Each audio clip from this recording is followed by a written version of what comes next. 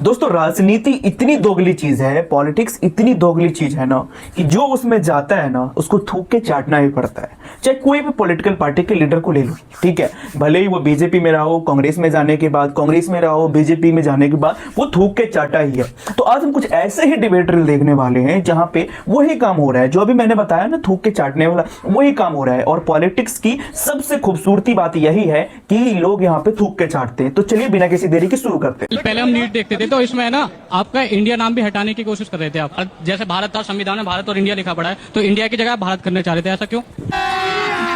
अभी मजा आएगा ना भिड़ो। इसका देश का नाम क्या, इंडिया है कि भारत है? अभी बदत है भाई, अभी बदत है। दोनों भारत भी है और इंडिया भी भारत है। इंडिया अंग्रेजों का दिया गया नाम है।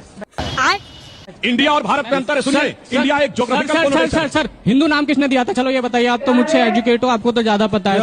हिंदू नाम किसने दिया था? फंस गए भाई। और कौन है? सुनिए, बताइए फिर। बृहस्पति आगम में लिखा है हिमालय के उत्तर और कोई सेंस है इस बात की? ये तो लेने के देने पड़ गए।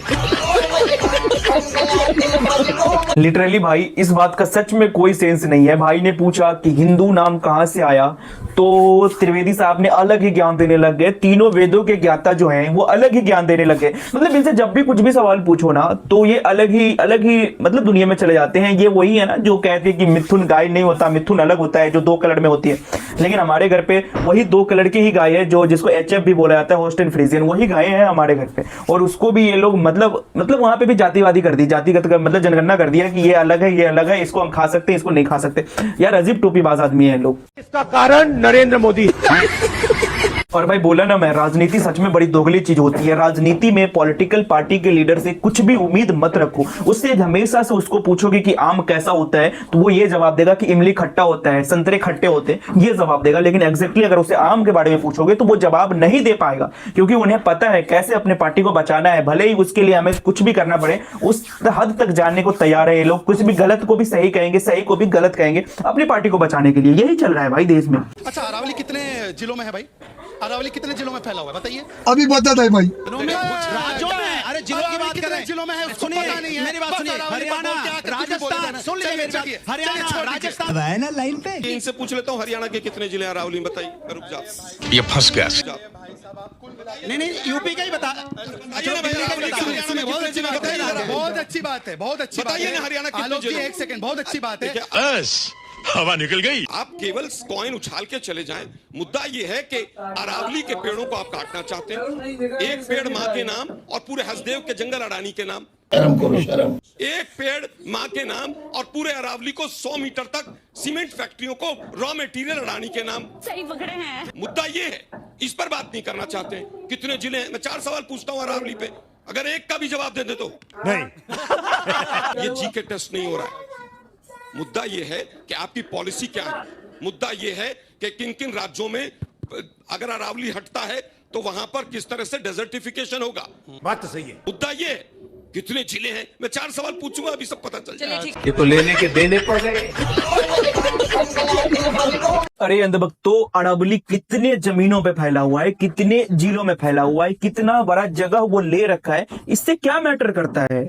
हम देशवासी तो यही चाहेंगे कि अरावली जैसे जंगल, अरावली जैसे पहाड़ और भी देश में बढ़े। और फिर से कहता हूँ, राजनीति सच में बड़ी दोगली चीज है। मतलब गलत को भी लोग डिफेंड करने आ जाते हैं। 2025 कई मायनों में भारत के लिए बहुत अच्छा हुआ। हम चौथे लार्जेस्ट इकोनॉमी, चौथे पायदान पर पूरी दुनिया में पहुंचे। जिस गति से भारत बढ़ रहा है, मुझे लगता है कि ये भारत की जो उपलब्धि 2025 में हमको प्राप्त हुई है, हम सबके लिए गौरवान्वित करने वाली है। अच्छा तो गया बेटे। आप लोग नाम चेंज करने की सिवा अगर आप लोगों को कुछ मिल जाए समय तो काम भी कर लीजिए। मगर क्यों? बताता हूँ। सबसे पहले आप निर्मल भारत अभियान को स्वच्छ भारत नीति आयोग में बदल दिए, योजना आयोग को। इंदिरा आवास योजना को प्रधानमंत्री आवास योजना में कन्वर्ट किए।